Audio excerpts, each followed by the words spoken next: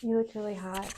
I was thinking that about myself, actually. Yeah, you do. Thanks, baby. Oh, thanks, baby. Guess what time it is? Coffee Coffee time. time. Imagine my glass just broke after I did that. Really, I have alcohol in here and I'm pretending it's coffee. You know, I could buy Bailey's. Because I only talk to God when I need a favor. You try it now. God, I need a favor. Oh my God, you should sing that. You should. You would kill that. Thanks, baby. Holy crap, please. I love that song. It is really good. He's boss.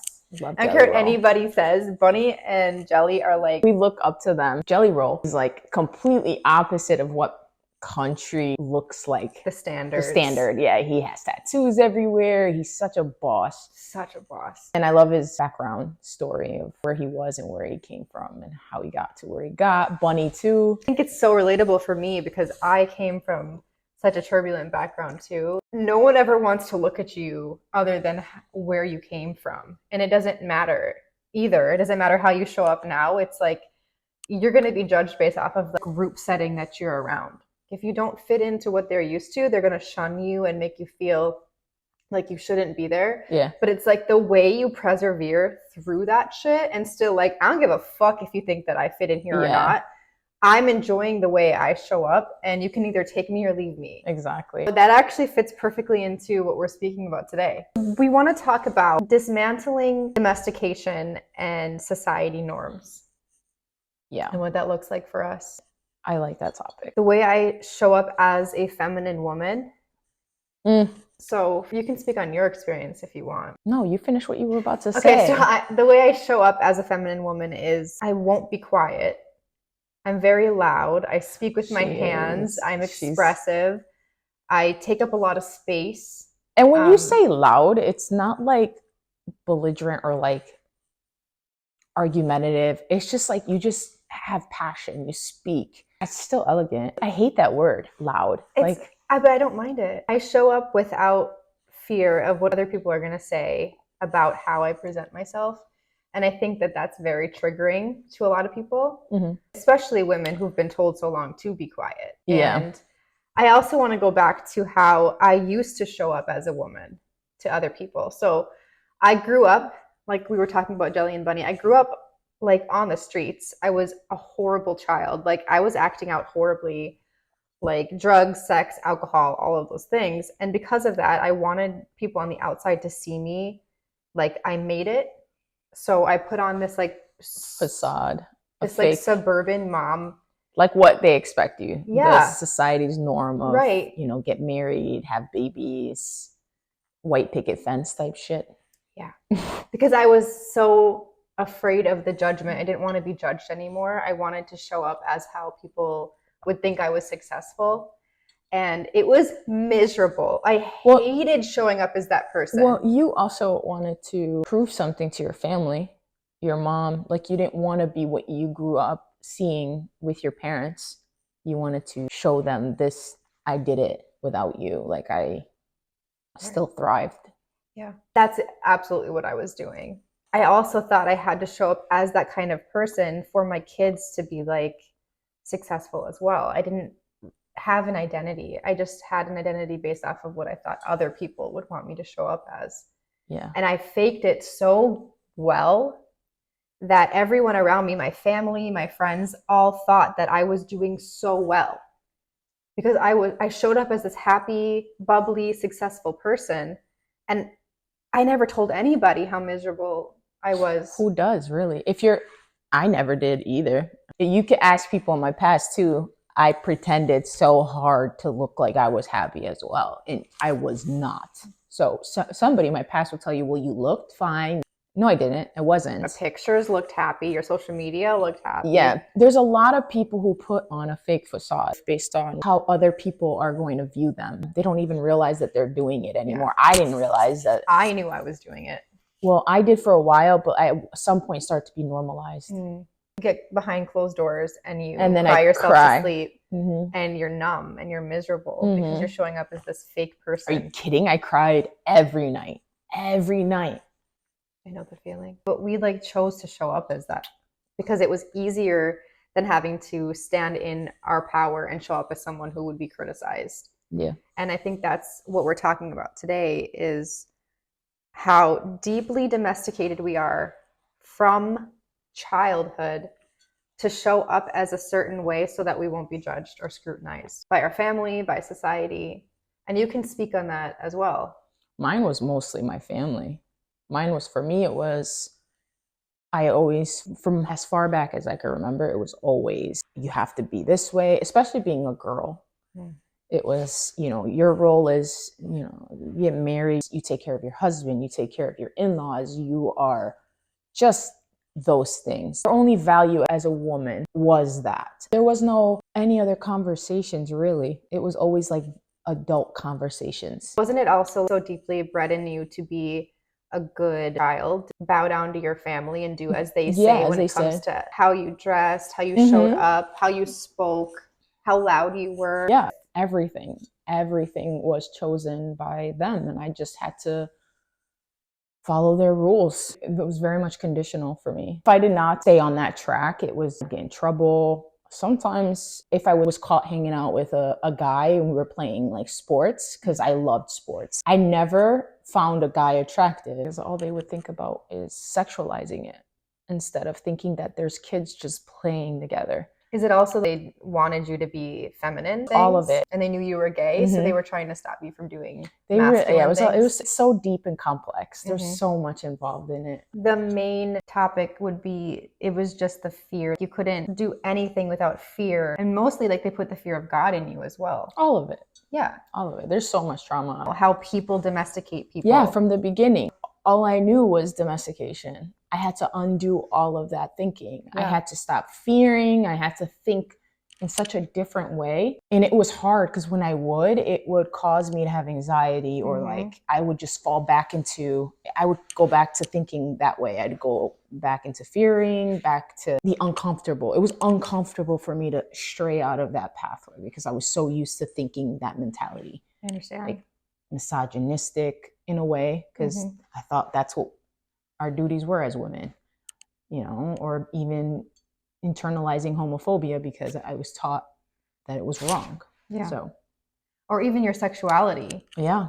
Like being open about PDA, or like even showing our love online was hard for you because you were afraid of how your family would react to it. That was even with the men I was with. Show respect to your elders. You don't just show affection. That stuff is kept in the bedrooms. There were so many rules to how to be and how to act, and what looks respectful and not respectful. It makes my skin crawl. So you have this, you never know who you are because you're suppressing everything. They indoctrinate you and how they put it in your head, and you think, okay, because they're your parents. Me, that's what love was taught, and it was not love at all. It was fear. No, 100% all fear mongering, because love does not look like that. No. Love is so unconditional and pure. With our kids, how we love them is we just show up. We're just there. If they need us, we're there. We're very open-minded with them. We allow them. Yeah, we allow them to make their own decisions. To be their own people. To be their own. And when we say decisions, we talk about little, small children decisions, right? We're always giving them a positive outlook on life in that way. Well, that's the difference. This is what I want to get down to. We talk about the book, The Four Agreements, all the time. And the reason we do it is because it spells it out so perfectly what it looks like to be domesticated. And that is, people in our bloodline have been passed down information for decades. And they continue passing that down onto their younger generations. And so that's domestication. My grandma taught me this. My great grandma did the same thing over and over. And that's just known to be okay. We're just okay with it. We're just like, well, they've done it this way for so many decades, so it must be true. That means we're born into a world where we're told how to be, how to look, how to act, how to dress, how to show up, how to talk from infant stage. From when you can remember, basically. Yeah. And so our whole personality, our whole dynamic as a human is based off of other people told us to be. And when you're not given that creativity or that freedom to just become the human you choose to be, you grow up in fear to show up in any way you feel is different than what they told you to be. It's scary. I know. 100% scared because you know you're going to get some backlash. You know that it's going to cause chaos. It's going to cause uncomfortableness. It really does cause commotion, and you have to deal with it. Mm-hmm. You do, especially if you live with them, you Mm-hmm. know. It's not like you can live on your own and just like still do whatever you want and they don't know. It's you live there and they see your every move. They know what you're doing, what you're wearing, how you're acting, who you're seeing. There's no secrecy. I think that's why it's so important as parents to allow our children to be free thinking and expressive and show up how they choose to show up, not based off of who we want them to be. Yeah, that's so important. Like how we believe, especially with religion, how we believe, we're very spiritual and we're very open-minded. And even that, we don't push that on our kids. Never. We don't even have the conversations like that unless our kids ask us. And then they're curious to know what we believe in and how. But we always say, you'll decide when you're ready what you want to believe in. And that's okay. That's what we encourage all the time. You'll know when you know. Right. Kind-hearted. That's exactly it. They're not judgmental towards others. They're not being hateful. Those are important. Those things come naturally, though. They do. They do. When you just teach a child to be themselves, they're not judging other people. They're not being hateful. They come into the world like that. Yeah. And we corrupt them. Mm-hmm. We corrupt them because we pass on that judgment. They're like, you know, I see my mom or my dad judging somebody for no reason. That's a huge key factor. Then I'm like, oh, okay, so that's judgment. We're talking about people. Yes, you have to be so self-aware of how we speak around our children. Because if they see you gossiping or talking shit about other people or even talking badly about yourself, they take on those burdens as well. It's true. And people don't realize what they do. Their words are so powerful. Their actions are so powerful. They don't realize how much kids pick up. They really soak up everything, and then they grow up to be what they learned from their parents. Or they do the opposite because they want to rebel against it. Yeah. Right. Yeah, I mean, we both have been I rebelled late in life. I was my high 20s. I rebelled. I was over it. I started rebelling when I was like 12. I had this discussion with grown people and they're like, well, if we didn't have a set of rules, then the world would just be chaos. Like people would just be running around, And like, are we going to get past the point that I think people are not dumb? Like we know killing people, hurting people, like stealing, those are like basic common knowledge that people should just all know that those things aren't good. We're talking about free will things that is normal. Right. I mean, but there are also laws that are fucked up. It's such common sense stuff. It's just that, why is it judgment even a thing is what I'm saying. Because it's been created. That's what I'm saying. It makes people feel superior. So when we have a judgment system in place, it makes people who judge others feel superior. Yeah. And you're not. Like you're not you're better than better than anyone else because you judge them or you think you have a different moral value system or your status in society. Like if you're a CEO of a company or even if you're a president of the United States, you're rich or you're looking down on people that aren't on your level as far as finances, that doesn't make you better than, you know what I mean? Your life is just as valuable as the homeless person begging for money on the corner. Mm-hmm. Everyone's life is just as valuable. It doesn't matter anyone's social status, but society has painted this picture for so long that if you're not this, you don't look like this, you don't make this much money, you're not as valuable as that next person. Mm-hmm. And that's what we mean by dismantling society's norms and domestication, to say you're just as valuable as the next person and you will be even if you don't have that certain job or you don't look as successful as you think people think you should look. Yeah. I mean, it's part of generational. It's passed from families to families. Mm-hmm. That's why it is a thing. Yeah. So it's generational trauma. 100%. What my success looks like is healing all those wounds for me and finding peace. That to me is success because I know the turmoil. I know the hell I went through to get where I am and to have what I have all on my own. I did it all on my own. Didn't have anyone else guiding me other than you, literally. We always excuse old generations by saying that's all they know. They didn't know any better. They didn't know any better. That's how they were taught. However, we could have done the same thing. Exactly. Right? We could have been like, let's just continue it on. Everyone has the ability to be free thinking though. even they had the ability to be free thinking, even in the face of fear. Mm-hmm. And they still chose fear over being brave or courageous because that's just how they chose to show up. It doesn't mean, however, that we have to say they didn't know any better. Okay, everybody has free will. Everybody has the choice or decision to show up how they choose to show up. That's also enabling behavior and not letting them be accountable for their actions. We're all accountable for our own actions. At the end of the day, whether you want to believe it or not, we are. I agree. We are very much in control of our own actions. Nobody else can piss you off. No one can make you feel anything. It's how Unless you allow it. Yep. How you believe it. If somebody tells you you look ugly, that's how you feel internally, it's going to hurt your feelings. It's an insecurity of yours. That's why it's going to hurt your feelings. But if you truly don't believe it and you know you're not an ugly person, you know where that's coming from, and you know that's not going to affect you, but you do realize that that's a projection on that person. That's not real. Right. You know, those words are not true. Right. So they can't hurt you if you don't believe it. Right. It's not true until you put power behind it. Exactly. You take away the power of people hurting you. I don't know why people care so much about what other people think about you. It's not their fault.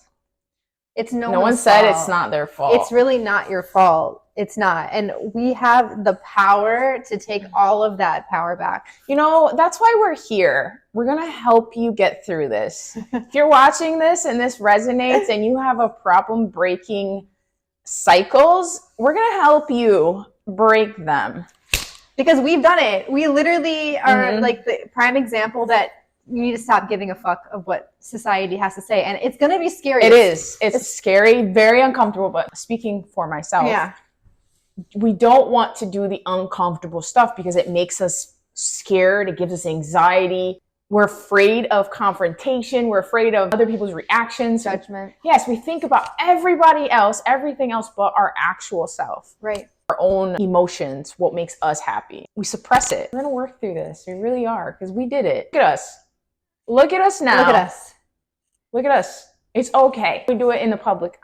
We have to understand the psychology behind it, right? She's good at that. Because the reason it's so scary to change something, it's not even just scary. It's our bodies physically fight it. It does. Our bodies will fight you. So like, say you start doing something different.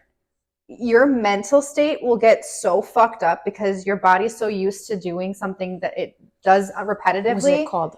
They fight or flight because you panic. Your body's like, no, this is not what we do. Yes. This is out of the norm. And that even means doing something that's going to make you happy because your body's so content with the hormones that it releases on a normal basis that once you start doing it differently and you start releasing different hormones, your body's going to try to fight you to get you back on track to doing what you normally do. That's why what we call self-sabotage. Because we're hardwired. Our subconscious is like a computer system. It's like the chip in the computer system. And when you've been doing something for so long a certain way, you're on autopilot. You're ingrained it's true to be that way. And so changing who you are and showing up as a different human in other people's eyes, it's going to be like rewiring a computer. You know what actually helped me change my mindset and open my mind and how it worked was when you showed me that Joe Dispenza video. We are the placebo.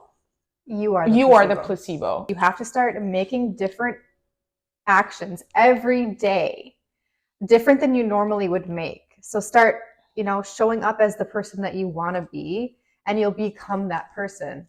Yeah.